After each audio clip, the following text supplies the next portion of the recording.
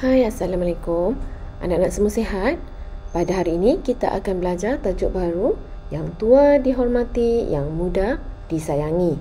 Tajuk ini boleh anak-anak lihat dalam buku teks muka surat 6. Baiklah, mari kita lihat standard kandungan bagi tajuk hari ini.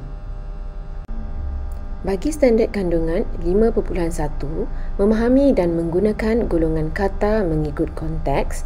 Standard pembelajaran 5.1.1 golongan 1, memahami dan menggunakan kata nama am mengikut konteks tidak formal. Objektif kita pada hari ini pula, murid-murid perlu capai yang pertama, memahami dengan menyenaraikan 5 kata nama am dengan betul. Yang kedua, membina 5 ayat dengan betul menggunakan kata nama am. Baiklah, mari kita lihat buku teks muka surat 6. Hari ini kita akan mempelajari kata nama am. Tetapi sebelum itu, mari kita baca dulu situasi dalam petikan yang pertama. Tajuk pada hari ini adalah Yang tua dihormati, yang muda disayangi. Mari kita baca bersama-sama. Hadif dan adiknya Hana berbasikal untuk pulang ke rumah. Mereka dari kebun komuniti.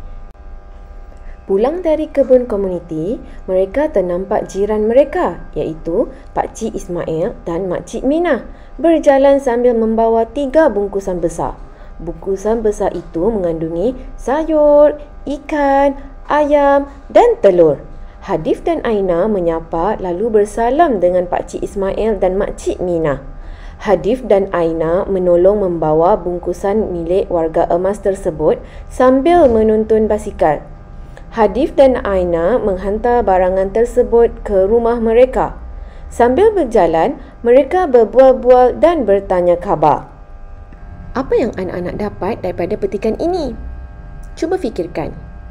Ya, Hadif dan Aina terserempak dengan Pakcik Ismail dan Makcik Minah. Mereka membawa bungkusan yang besar.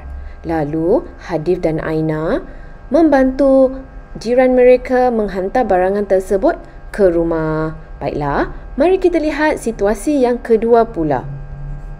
Hadif dan Aina berehat sekejap di ruang tamu rumah warga emas tersebut. Makcik Minah menghidangkan minuman untuk mereka. Makcik Minah memuji tindakan Hadif dan Aina yang sudi menolong mereka. Pakcik Ismail memberikan bekalan makanan kepada Hadif dan Aina sebelum pulang. Pakcik Ismail menasihati mereka agar berhati-hati semasa berbasikal. Hadif dan Aina bersalam dengan warga emas tersebut. Makcik Minah memeluk Aina dengan penuh kasih sayang. Murid-murid perlu contohi tindakan Hadif dan Aina yang membantu orang lain. Dan tindakan itu akan membuatkan kita lebih disayangi. Seterusnya, mari kita lihat apakah maksud kata nama am. Kata nama am ialah perkataan yang merujuk kepada benda atau perkara yang bersifat umum. Kata nama am juga digunakan untuk menjelaskan nama sesuatu yang hidup, seperti manusia, haiwan, tumbuhan dan sesuatu yang bukan hidup seperti tempat dan benda. Mari kita lihat contoh-contohnya. Contoh pertama, manusia, iaitu ayah, datuk, adik, guru dan lelaki. Manakala haiwan pula, kata nama amnya adalah itik, lembu, buaya, kerbau dan katak. Seterusnya, tumbuh-tumbuhan, cili, kelapa, mangga, delima dan pokok. Seterusnya, benda pula seperti pasir, rumah, radio, buku dan almari. Contoh tempat pula adalah pejabat, pulau, kampung, bandar dan sekolah. Baiklah, seterusnya aktiviti yang pertama, iaitu menyenaraikan 5 kata nama am. Yang pertama adalah jiran, bungkusan. Yang ketiga pula adalah sayur, ikan, ayam dan telur. Seterusnya warga emas, basikal dan akhir sekali barangan. Kita lihat pula senarai kata nama am bagi situasi yang kedua. Iaitu yang pertama adalah ruang tamu, yang kedua adalah warga emas, seterusnya minuman dan yang terakhir adalah bekalan makanan. Aktiviti seterusnya adalah membina ayat dengan menggunakan kata nama am.